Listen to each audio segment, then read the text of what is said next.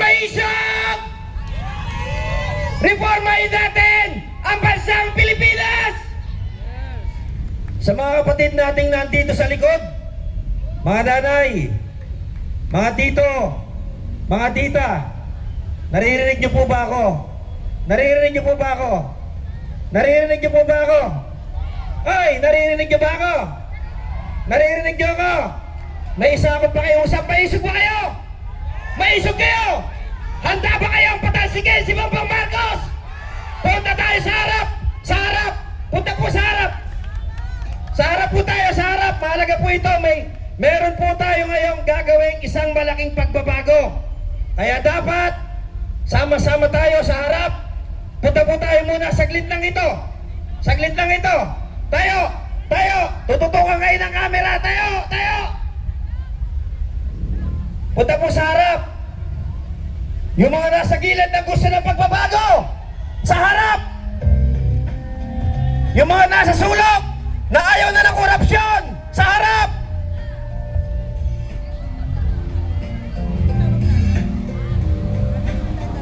Nandito tayo para magkaisa. Kaya dapat bawat speaker na nagbigay ng kanilang oras, pawis, at katulad ninyo, nagsakripisyo, matutong muna tayong irespeto ang ating mga kasama upang maging malakas ang ating panawagan dito sa administrasyong ito na lisanin na ang palasyo ng Malacanang. Ano ang sigaw ng taong bayan? Marcos resign! Marcos resign! Sige ba? Marcos resign! Marcos resign! Marcos resign! Yung nasa Marcos resign! dito! Marcos resign! Marcos resign! Marcos resign! Marcos resign! Marcos resign! Marcos resign! Marcos resign! Alam niyo mga kababayan, huwag nating sayangin ang pagkakataong ito sapagkat ito na ay pinangunahan ng kapatid nating mananampalataya, ang Iglesia ni Cristo. Tama! At nandito tayo kahit na ngayong araw na ito ay kanilang event. Nandito tayo para sumuporta dahil hindi lamang sa pananampalataya nasusukat ang kagustuhan ng taong bayan, dahil lahat tayo ay pagod na sa panggagago. Tama! Lahat tayo ay sawang-sawa na sa pagnanakaw. Tama! Harap-harapan na tayong ginagago.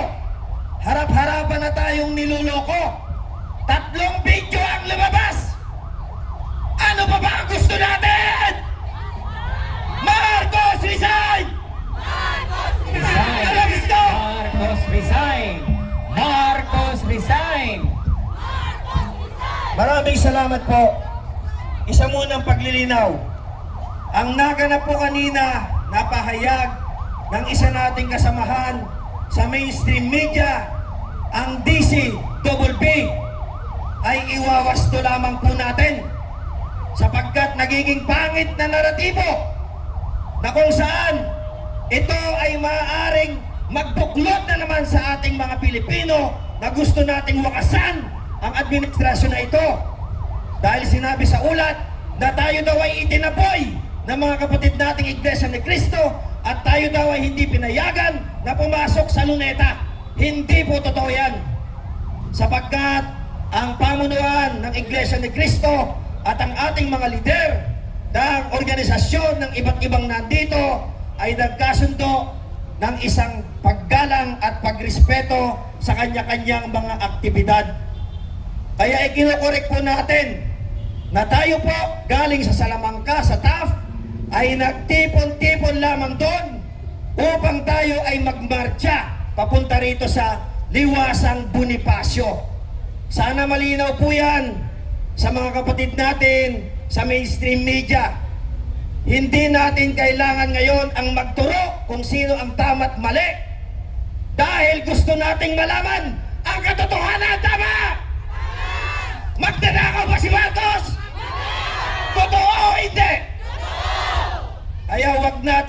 ng isyo. 3 video na ni Saldico. Tinuturo na itong si Marcos Jr. Ano ang ginagawa ng mga nakaupo na nandito?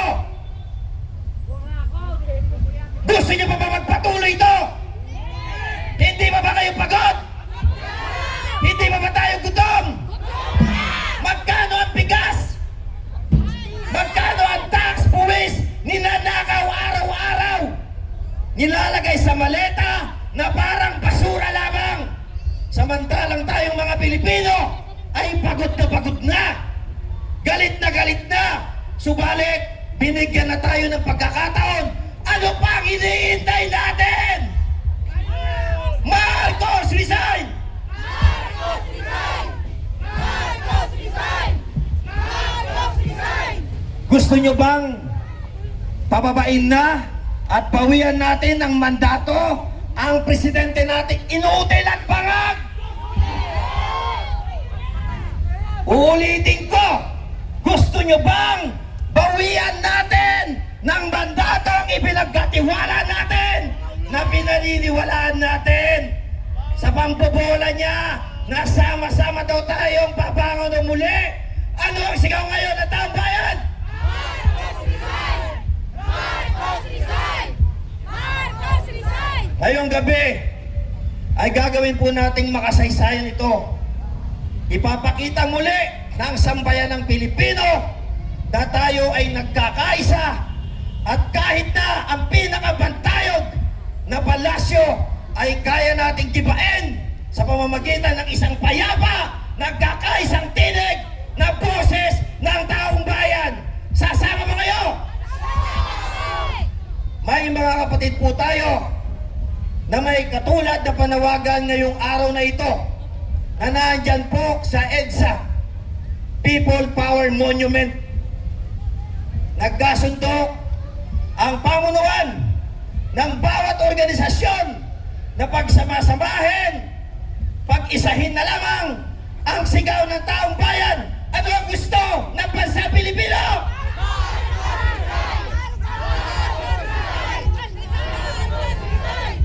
Kaya mamaya lamang po, walang uuwi sapagkat sasamahan natin ang mga kapatid natin sa Iglesia ni Cristo. Natinggin ang kanilang panalangin, natinggin ang kaparehong hinagpis ng kanilang damdamin na ayaw na nila sa pagnanakaw, na gusto nilang patunayan na ang Pilipinas ay isang demokratikong bansa, na bilang Pilipino, obligasyon natin na manawagan tayo sa ating gobyerno ng isang transparency pamumuno. Tama! Kaya ngayong gabi hanggang sa susunod na 3 araw, magsasama-sama tayo. Pupuntahan natin ngayong gabi ang ating mga kasamahan na nandyan po sa EDSA People Power Monument. Gusto niyo ba yun?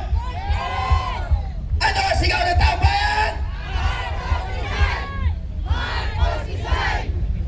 Mag-antabay lamang po tayo. Alam ko napagod na tayo magmarcha eh. Anak ng kamuting kahoy. Sabi nga po ni Kapitana, Placido. Placido! 2 buwan na tayong nagmamarcha. Iho! Ano ang nangyari sa ating mga kababayan? Wala bang epekto ang mga parte na inilabas na video ni Saldico?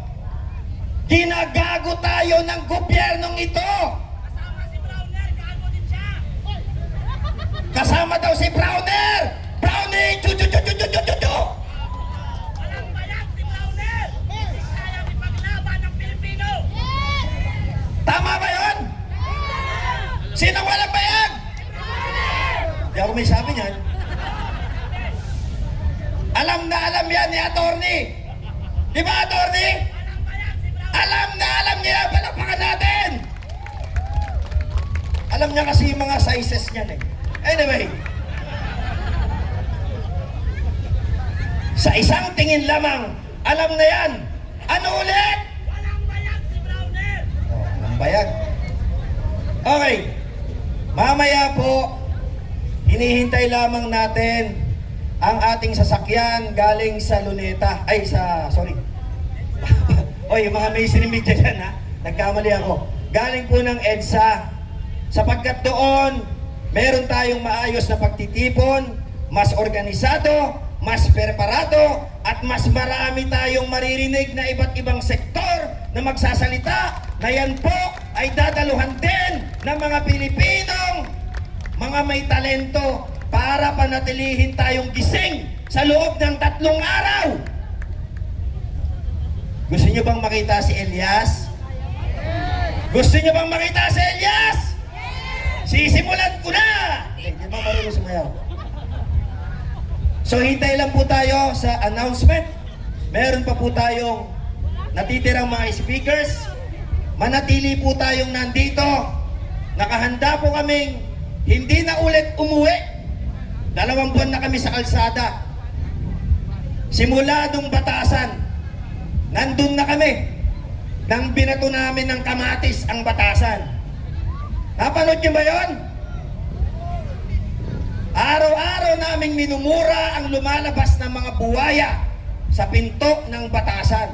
Anong nangyari sa loob ng 3 araw? Meron din naman palang kahihiyan itong si Romualdez. Kaya yan ay tagumpay ng bansang maisog! Mabuhay mga Pilipino!